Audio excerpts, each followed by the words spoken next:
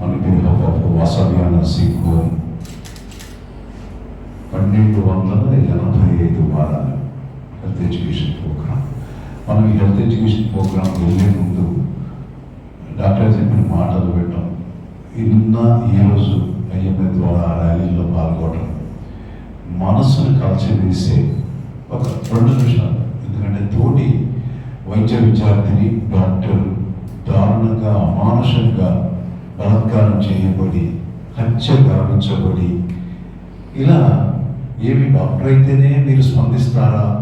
ఎందుకంటే రకరకాల ఫ్రాటర్నిటీస్, నిర్భయ, దిశ, ఎన్నో చట్టాలు వచ్చినాయి.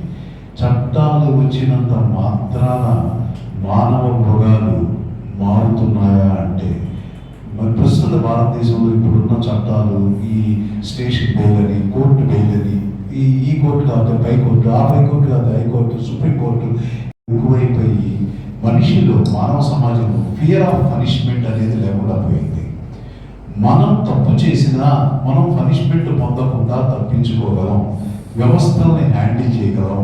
ఇన్ఫ్లుయెన్స్డ్ పీపుల్ యొక్క పిల్లలైతే, అంటే పొలిటీషియన్స్ పిల్లలు, లేకపోతే ఆఫీసర్స్ పిల్లలు, ఇంకోటి అయితే ఇంకా డెఫినెట్గా మనం హ్యాండిల్ చేయగలం అనే ఒక మృగ మనస్తత్వం పెరిగిపోవటం ఇండియాలో ప్రస్తుతం అంటే రాజ్యాంగంలోని కొన్ని లూప్ హోల్స్ని ఎదుర్కొని, అంటే అన్నీ మంచిగానే రాస్తాం, రాజ్యాంగం మంచిదే, అయితే ప్రతి దాంట్లో లూప్ హోల్స్, చట్టపరంగా ఉన్న లూప్ హోల్స్ని ఎదుర్కొని వాటిల్లోండి తప్పించుకుంటూ వీటన్నిటికీ ఇందాక నేను వచ్చినప్పుడు డాక్టర్ మారు గారు అడిగారు, డాక్టర్ అసలు ఎందుకంటే ఇన్ని చట్టాలు వస్తున్నాయి, నిర్భయ చట్టం తర్వాత కూడా ఎందుకు ఇలా పెరిగిపోతుంది అంటే అనేక కారణాలు.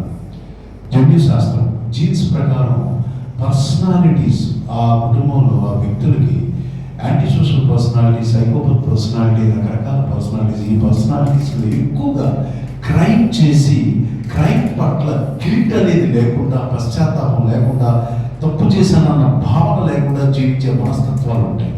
బ్రాటం కొన్ని ఏరియాస్లో పుట్టిన దగ్గర నుండి అక్కడున్న వాతావరణం, పీర్ గ్రూప్స్, చుట్టుపక్కల వాళ్ళు రోజు దొంగలు చేయటం, దొంగతనాలు చేయటం, ప్రతి దొంగతనాలు చేయటం, డ్రగ్స్, ఆల్కహాల్ తీసుకోవటం, అతి చిన్న వయసులోనే ప్రాస్టిట్యూషన్, వ్యభిచారం, ఇవన్నీ కూడా ఇది మా కల్చర్, ఇది మాకు అలవాటే, మాకు ఇది తప్పు లేదు అనే భావంలో పెరిగే వాతావరణం.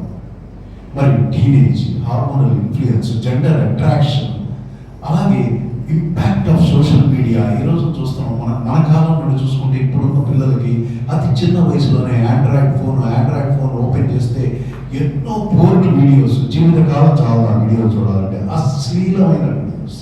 నెక్స్ట్ మినిట్ మనం చూసే అవకాశం. చిన్నపిల్లల్ని కంట్రోల్ చేయలేక తల్లిదండ్రులకు ఇబ్బంది. ఎందుకంటే అతి చిన్న వయసు, 6 నెలల పాపకి కార్టూన్ వీడియో చూపించకపోతే ఆహారం తీసుకోదు. డిజిటల్ ఎడిక్షన్, అతి చిన్న వయసు నుండే డిజిటల్ ఎడిక్షన్. ఇది కాక యుక్త వయసులో విరిగిన ఆ వయసులో డ్రగ్స్, ఆల్కహాల్, గంజా, నికోటిన్, ఇలాంటి ప్రోడక్ట్స్ మనకు విపరీతంగా లభ్యమవుతున్నాయి. యూనివర్సిటీస్ వీటన్నిటికీ ఒక అడ్డాగా, ఒక క్యాంపస్గా మారిపోతున్నాయి. వీటితో ఏది నైతికం, ఏది అనైతికం, మొరల్స్, ఎథిక్స్ లేని మళ్ళీ ఆటవిక మృగ సామ్రాజ్యంలోకి మనిషి ట్రావెల్ మొదలు పెడుతున్నాడా అనే భయం కొలిపే సంఘటనలు ఇవే. ఎందుకంటే మా డాక్టర్ కొలీగ్ కాబట్టి డాక్టర్గా మేము స్పందిస్తున్నాం. అలాగే మిగతా వాళ్ళకి జరిగినా కూడా మానవత్వంతో డెఫినెట్గా స్పందిస్తాం. అయితే ఎంతో మందికి, ఎన్నో వేల మంది పేషెంట్లు, వందల మంది డాక్టర్లు, వందల మంది నర్సులు ఒక జనారణ్యంలో ఉన్న అతిపెద్ద మెడికల్ కాలేజీలో రాత్రిపూట డ్యూటీలో, సెమినార్ హాల్లో ఒక ఆడపిల్లని, ఒక డాక్టర్ని రేప్ చేసి చంపేశారంటే ఇది బ్రూటాలిటీకి పరాకాష్ట. ఇది ఏదో ఇంపల్సివ్గా చేశారనే దానికన్నా ఒక ప్లాంట్గా. ఎందుకంటే ఆ పట్టుబట్ట అతను పశ్చాత్తాపం లేదు. అతను ఏమన్నాడంటే, అతను పోలీస్ హెల్పర్, పోలీస్ ఇన్ఫార్మర్ ఏదో ఉంది. అతను అంటున్నాడు, నేనే చేశాను, నన్ను ఉరిదిగండి అంటే. అతని తీరు ఏంటంటే ఎవరినో కాపాడటానికి ఏదో ప్యాకేజ్ తీసుకొని మాట్లాడుతున్న వ్యక్తిలాగా మాట్లాడుతున్నాడు. అది ఆ జరుగుతున్న జాప్యం, పోలీసుల జాప్యం ఆ స్టేట్లో, అవన్నీ కూడా ఏదో మాస్క్ చేస్తున్నారు.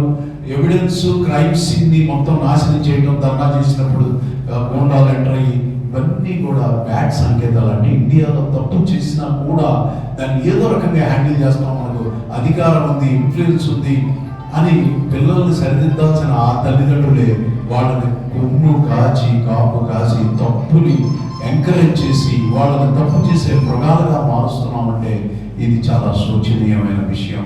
ఎన్నో మార్పులు రావాలి, ఎన్నో చట్టాలు రావాలి. చట్టాలు వచ్చినంత మాత్రాన కాదు, చట్టాన్ని సిన్సియర్గా ఇంప్లిమెంట్ చేసే ఆఫీసర్లు కూడా రావాలి. దాంట్లో రూపొందించి అది ఇది తారుమారు చేసి ఇలాంటిది కాదు. వ్యవస్థలు బాగుపడాలి, మానవ మనస్తత్వం బాగుపడాలి. తోటి సోదరి అనే ఆ అమ్మాయి చనిపోవడం ఆ తల్లిదండ్రులకి హృదయ విదారకమైన సంఘటన.